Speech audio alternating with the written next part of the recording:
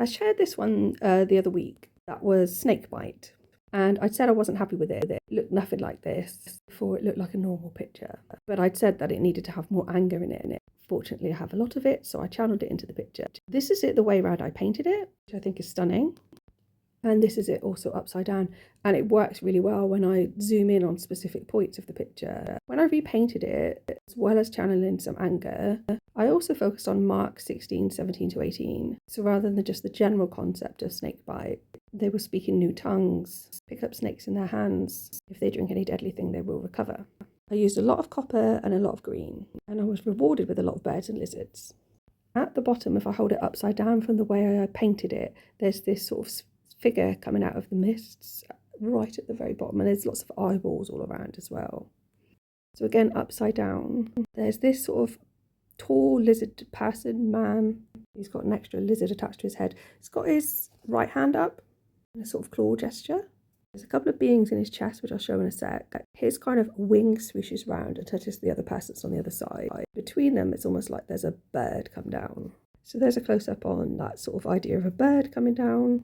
And there's sort of smoky creatures in between them as well, like projections between them, like ghost or dreamlike. So there's the female on the other side. It's almost like she's got hawk all over the top, around the back. And like that wing swooshes around. So like in the middle, they're kind of wings joined together. There's lots of eyeballs in the wings. Bottom left, the same way around that I've been saying, upside down, there's this ghosty witch-like character, smoking. She's having a chat to a lizard on the side. She looks very happy with herself. Throughout the whole thing, there's lots of spectral ghost-like faces. You can see quite a few here, almost like amongst the grass. This is kind of underneath those figures.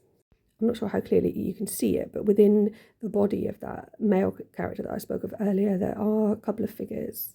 There's some fairies and like dragons and whatnot around in the sky. If I turn it around the right way, it kind of ends up looking like some of those, what I call old gods, emerging from the sea.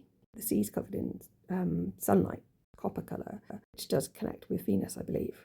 And so this way around, that bit that I said earlier that looked like a person emerging from the mists ends up looking like a bird's face with wings wrapped around a nest and loads of leaves floating in this sort of copper sea. So now I have to make a decision which way around it should be hung. I kind of prefer this way from a distance, but I prefer the other way when you look close up. But I am a pain in the ass. Thanks for listening, and please like and subscribe.